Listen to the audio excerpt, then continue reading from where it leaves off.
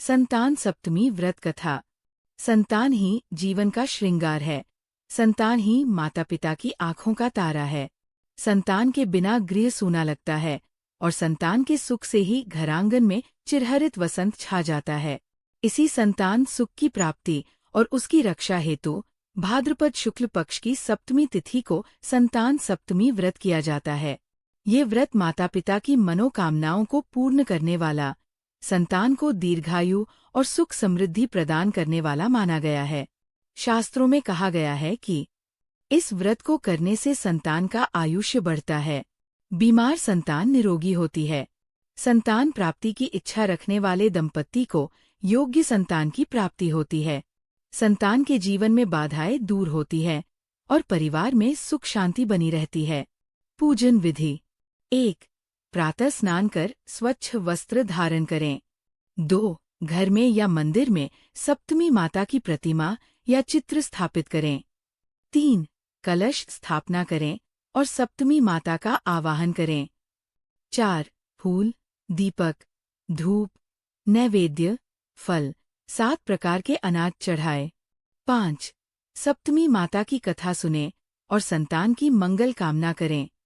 6. संध्या के समय व्रत का समापन करें और बच्चों को फल मिठाई वितरित करें। प्राचीन काल में एक नगर में एक धनी वैश्य रहता था।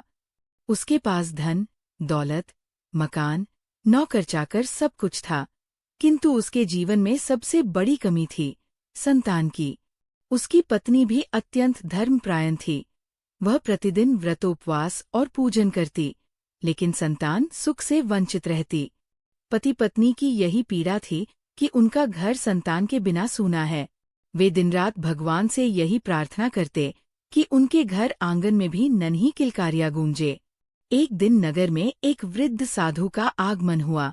वो अत्यंत तेजस्वी और करुणामयी संत थे। वैश्य पत्नी ने श्रद्धापूर्वक उनकी सेवा की और अपने मन का दुख प्रकट किया। महाराज, हमारे पास सब कुछ है, पर संतान का सुख नहीं है। हमारी गोद सूनी है, कृपया कोई उपाय बताइए।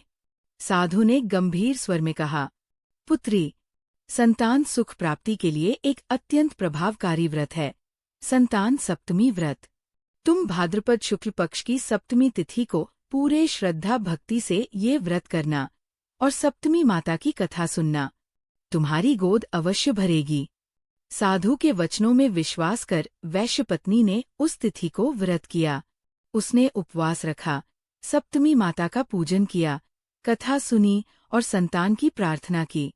कुछ समय बाद वैश्य पत्नी के घर एक सुंदर, तेजस्वी और स्वस्थ पुत्र का जन्म हुआ।